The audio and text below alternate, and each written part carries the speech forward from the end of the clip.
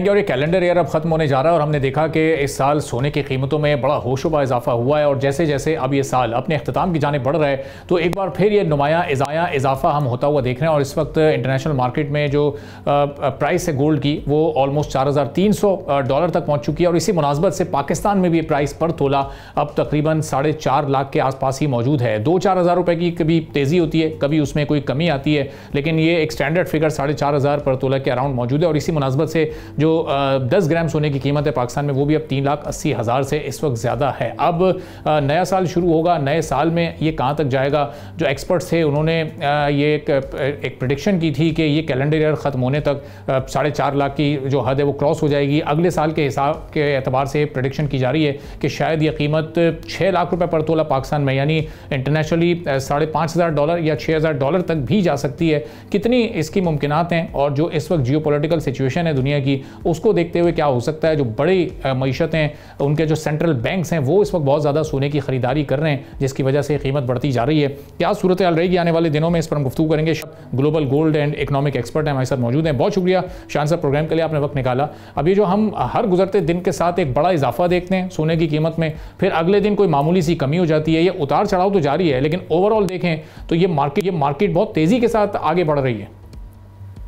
जी अरबाब, आपने बिल्कुल सही कहा और जैसा आपने प्रोग्राम के शुरू में कहा बहुत इंपॉर्टेंट पॉइंट कि गोल्ड की बढ़ने की एक सबसे ज़्यादा इंपॉर्टेंट जो वजह है वो ये है कि सेंट्रल बैंक्स बाइंग करते हैं। जब सेंट्रल बैंक्स बाइंग करते हैं तो वो मिलियंस में नहीं करते, वो बिलियंस में करते हैं। अगर आप इस साल का देखें गोल्ड और सिल्वर जो है उसका पिछले 30 दिनों में गोल्ड जो है वो 4.84% बढ़ा है और सिल्वर जो है 24.54% बढ़ा है। पिछले 6 महीने में गोल्ड बढ़ा है 28% और सिल्वर बढ़ा है 77%। और पिछले एक साल में गोल्ड बढ़ा है 63% YTD और सिल्वर बढ़ा है 117%। तो इसकी जो सबसे बड़ी वजह वो ये है कि सेंट्रल बैंक्स ने बाइंग शुरू कर दी और ये बाइंग 2022 से हो रही है पोस्ट कोविड। दूसरा जो बड़ा फैक्टर जो आपने बिल्कुल सही मेंशन किया वो है जियोपॉलिटिकल रिस्क। इन्वेस्टर्स जब नर्वस होते हैं तो हमेशा उस एसेट क्लास में जाते हैं जहां पर उनकी वेल्थ जो है उसको प्रिजर्व होती है और उनके जो एसेट्स हैं वो प्रोटेक्ट होते हैं। गोल्ड और silver, real estate, arts, agriculture, oil and gas, ये वो एसेट क्लासेस हैं जो आपको आपकी वेल्थ को प्रोटेक्शन देती है। तो इन्वेस्टर्स ने भी इस साल वो किया जो हमने 1970s में विटनेस किया था। तो अगर आप हिस्ट्री उठा के देखें 50 साल पहले की तो 1970s में स्टैगफ्लेशन आया था। तो गोल्ड की कीमत जो है $35 से बढ़कर $850 हो गई थी 20 जनवरी 1980 को।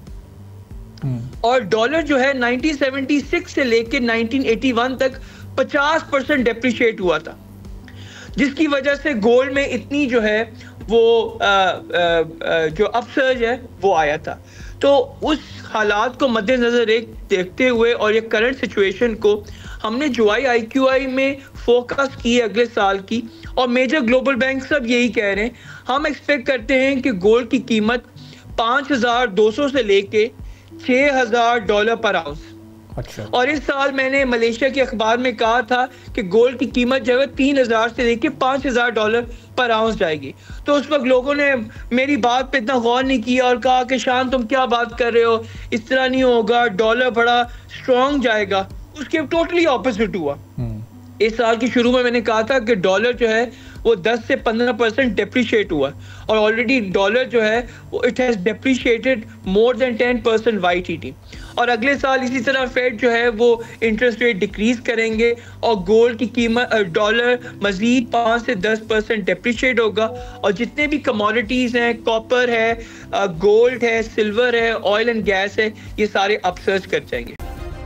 सब्सक्राइब करें और बेल दबाएं ताकि कोई खबर रह न जाए।